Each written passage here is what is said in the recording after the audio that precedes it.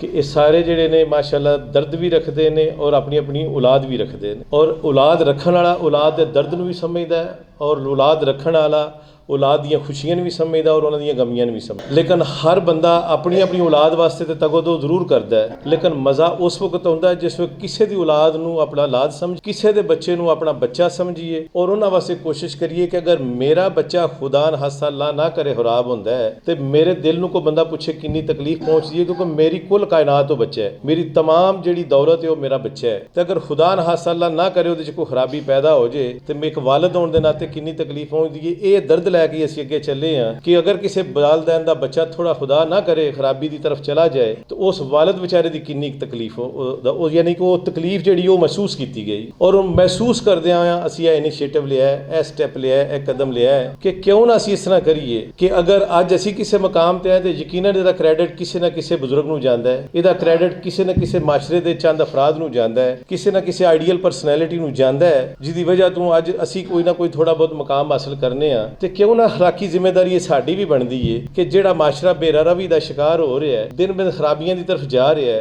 नफसा नफसी का दौर जा रहा है और ਉਹਦੇ ਵਿੱਚ ਅਸੀਂ भी अपने बच्चों की सलाह करिए। कल नूं ये अज वेखो सानू खुशी महसूस हो रही है कि एक इलाके के SHO साहब तशरीफ रखते हैं, जिस तरह अगे जनाब प्रोफैसर साहब फरमा रहे हैं, चेयरमैन साहब फरमा रहे हैं साडे पड्डे वैलफेयर सोसाइटी के,